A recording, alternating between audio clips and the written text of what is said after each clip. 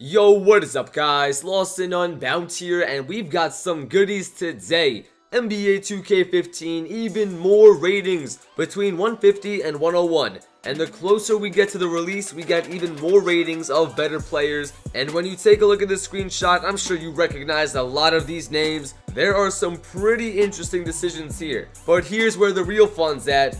At a 77 overall, ranked 113th, we've got Joel Embiid. And this man is not just some funny guy on Twitter. He's got some talent. He can block the shots. He can work his way into the post. As long as he's healthy, he gets the job done. 2K put Andrew Wiggins, the #1 overall pick, 2 picks below Joel Embiid. And to add on to the craziness, they put Jabari Parker, the 2nd overall pick, above all of them, ranked 104th, 78 overall. Do I disagree with it? Not exactly, because you know what, even though Jabari Parker was picked 2nd overall, Andrew Wiggins is a guy for the future. If the Cleveland Cavaliers had to pick a player only for this season, if this was the final season of the NBA, in that scenario, there's a decent chance that they would take Jabari Parker ahead of Andrew Wiggins. But Joel Embiid though, let me tell you this, Joel Embiid was seriously considered as a #1 overall pick, even only a few weeks before the draft. But he does have some back problems, and what I'm realizing is, in the NBA, they take that so seriously. Injuries, durability, all of that. But in 2K, durability is not a major issue.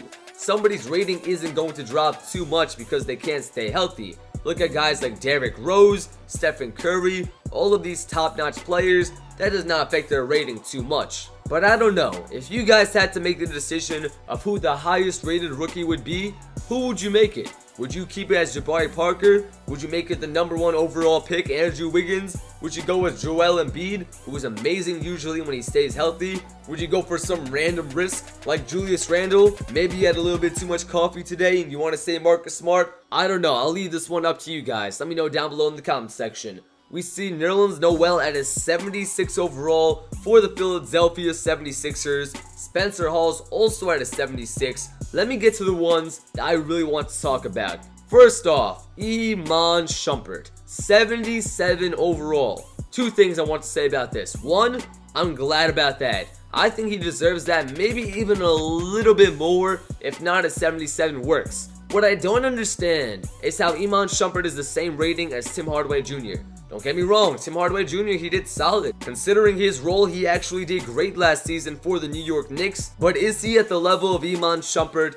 I'm not too sure. I don't think so. I think I would put him at around a 75 overall. Maybe even a 74, because Iman Shumpert, #1, you already know, his perimeter defense is disgusting. Absolutely ridiculous. Aside from that, his 3-point shot is improving, he's athletic, he can attack the basket. All in all, a great player. Moving along, I'm so happy, and believe me when I say this, so happy to see Reggie Jackson finally getting the recognition he deserves. 78 overall, that is just outside the top 100 rankings, and I'm happy about that. Reggie Jackson, oh my goodness, he is so underrated. You guys know I'm a crazy Thunder fan, and if I see a Thunder player who is slacking, I'm not the type of person who is a fan of a team, but at the same time, thinks that every single player on the team is amazing. No sir, when I see a player slacking, I call them out for it, and on the Thunder, there are plenty of players slacking. Last year, Thabo Sefolosha, right now he's on the Hawks, but when he was playing for us the past couple of seasons, he was a solid defender, but he did not get the job done on the offensive end. Kendrick Perkins, enough said. So Reggie Jackson coming off the bench, this season he might even play the 2. We might run a 2-guard offense between Russell and Reggie. He really is a great player. So 78 overall for him, 78 overall for Carlos Boozer. His contract is massive, but he's still got some talent in the post. Jose Calderon also a 78. He's also another one of those guys who is extremely underrated. And I know I say that word a lot, underrated. And the reason I do that is because I really focus on sleepers. I like to see which players are not getting the recognition they deserve and which players are just stepping up their game and forcing people to recognize who they are and how much talent they really have. We also see Patty Mills on the list as a 77, ranked 118th. He was killing the game last season in the playoffs. We've got Mr. Stomp on a Homeless Man's Head at 130, 131, Luis Scola, Jeremy Lin at 136. I'm just skipping around to some of the bigger names. All in all, I'm actually liking this list. There are not too many things that I have to say I disagree with. A lot of these are solid picks, solid ratings,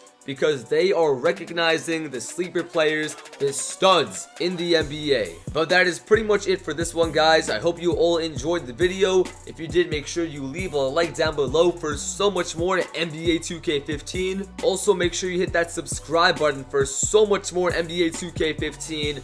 Tons more to come. It's going to be crazy, guys. You can follow me on Twitter at LostNUnbound. You can follow me on Twitch. And as always, guys, I'm LostNUnbound, and have a great day.